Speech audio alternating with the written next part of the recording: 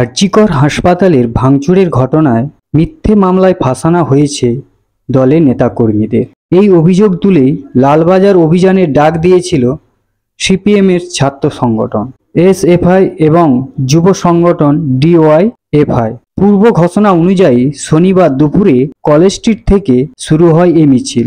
বৃষ্টি মাথায় নিয়ে মিছিলে হাঁটেন বাম ছাত্র যুবরা। তাদের বক্তব্য, গত 14ই আগস্ট রাতে আরজিকর হাসপাতালে ভাঙচুরের ঘটনায় ডিওয়াইএফআই এর রাজ্য সম্পাদক মীনাক্ষী মুখোপাধ্যায় সহ 7 জন বাম নেতা কর্মীকে নোটিশ দিয়ে তলব করেছিল লালবাজার। এই তলবের বিরুদ্ধেই এই মিছিল। পুলিশ অবশ্য ব্যারিকেড করে কলকাতা পুলিশের সদর দপ্তর লালবাজারের অনেকটা আগেই মিছিল আটকে দেয়।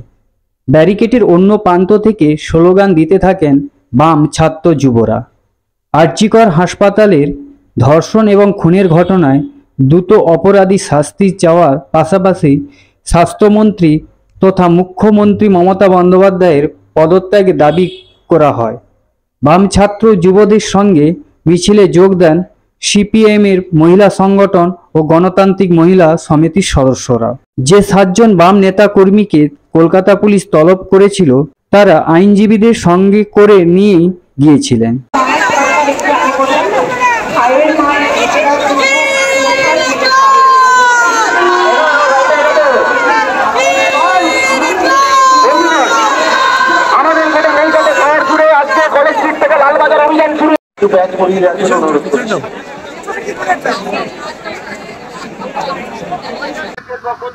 যাতে না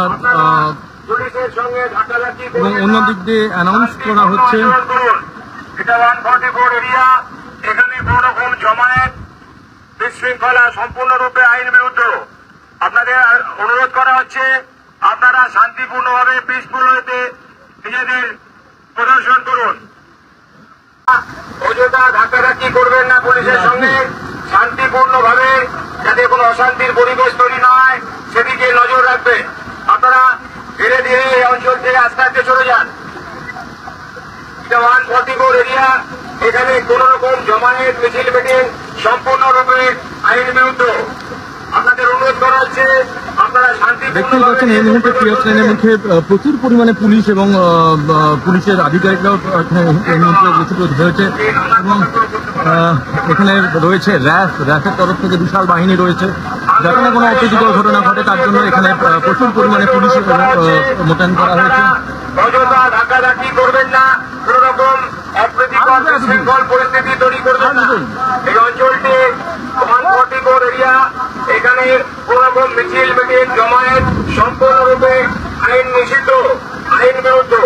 আপনাদের অনুরোধ করা হচ্ছে আপনারা শান্তিপূর্ণভাবে নিজেদের আন্দোলন প্রদর্শন করুন এবং শান্তিপূর্ণভাবে এখান থেকে চলে যান।